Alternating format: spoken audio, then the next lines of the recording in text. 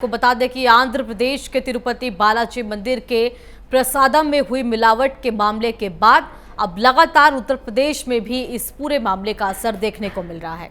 आपको बता दें कि प्रदेश के कई मंदिर ऐसे हैं जिनमें यह स्थिति देखने को मिली है। इस बीच लखनऊ के मनकामेश्वर मंदिर की महंत दिव्या गिरी ने मंदिर परिसर के अंदर और बाहर नोटिस लगा दिया है। इस नोटिस में लिखा गया है कि बाजार से खरीदा गया प्रसाद मंदिर में अब नहीं चढ़ाया जाएगा। मनकामेश्वर मंदिर के महंत की तरफ से व्यवस्था की गई है और साथ ही लखनऊ के डीएम सूर्य प्रकाश की तरफ को भी ये जो ज्ञापन है इस पूरे मामले को लेकर वो सौंपा गया है। खास बातचीत की गई है प्राइम न्यूज की तरफ से उनसे। देखे जरा क्या कुछ कहा गया है। तिरुपति बालाजी मंदिर में प्रसाद को लेकर के लगातार सवाल उठ रहे हैं और ऐसे में अब उत्तर प्रदेश के भी मंदिरों में कहीं ना कहीं प्रसाद को लेकर के सवाल खड़े हो रहे हैं। लखनऊ के जितने भी प्रतिष्ठित मंदिर हैं, चाहे वो मनकामेश्वर मंदिर की बात कर लें, बाकायदा वहां पर एक महंत दिव्या गिरी की तरफ से एक नोटिस लगाई गई है। हमारे साथ बातचीत करने के लिए महंत दिव्या गिरी जी हैं। मैम, आज एक नोटिस लगाई गई है, क्या है उस नोटिस में? देखिए, जो आंध्र प्रदेश के तिरुपति मंदिर में जो घटना हुई प्रसाद को लेके, क्योंकि उसमें मांसाहार के कुछ तत्व पाए गए थे घी के तौर पे, तो उसको संज्ञान में हम लोग लेते हुए एक ये अपील किया और भक्तों से अनुरोध किया इस विषय के साथ कि अगर हम भोग में या जो प्रसाद जो हम खुद स्वयं भी ग्रहण कर रहे हैं, अगर कोई हिंदू धर्म का है, कोई सनातन धर्म को मानने वाला है, तो मुझे नहीं लगता है कि वो चाहेगा कि हम मांसाहार को ग्रहण करें या कोई ऐसा तत्व आए।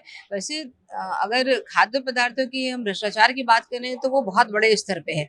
उस पे स्टेप वाइज हमें कार्य करना पड़ेगा कि किस तरह से हमें बड़े त्योहार आते हैं तो हम इतना मिलावटी सामान बाजार में आ जाता है, कभी मावा मिलावटी, कभी खोया मिलावटी, कभी दूध टनों नाली में बहा दिया जाता है जब खाद्य विभाग जांच करता है।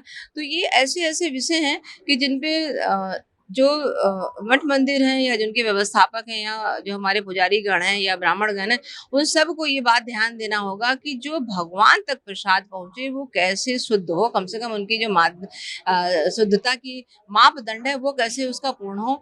तो ऐसी आपको पुरानी परंपराओं में लौटना पड़ेगा। जैसे हमारे पूर्वज घर के ही प्रसाद को ही महत्व देते थे, घर में ही प्रसाद बना के वो बड़े बड़े तीर्थ स्थलों तक ले जाते थे, अपने साथ में अपने खाद्य सामग्री भी साथ रखते थे।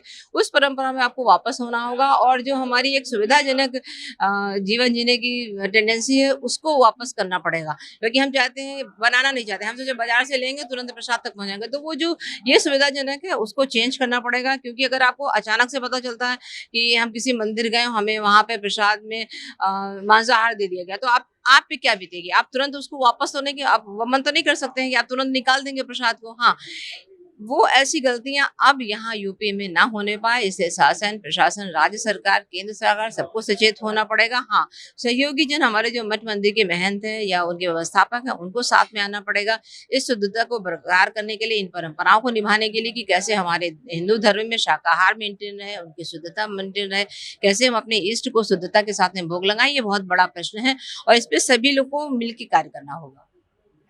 मैम, आज आप लखनऊ कलेक्ट्रेट भी आई हैं, डीएम साहब से भी मुलाकात की, क्या बिंदु रहे डीएम साहब से मुलाकात करने? जी, पहला तो हम लोगों ने उनसे यही मांग रखी कि जो भी विक्रेताओं के पास में अभी तक का प्रसाद है वो उसकी जांच कर लें समय समय पे। वीकली और मंथली जांच होती रहेगी तो थोड़ा सा उनमें डर व्याप्त रहेगा कि हम अशुद्ध सामान ना बेचें।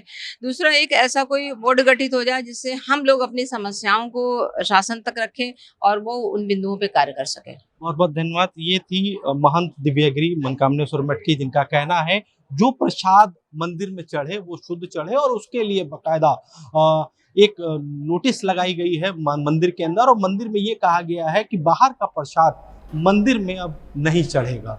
लखनऊ से आशीष कुमार वर्मा, प्राइम न्यूज।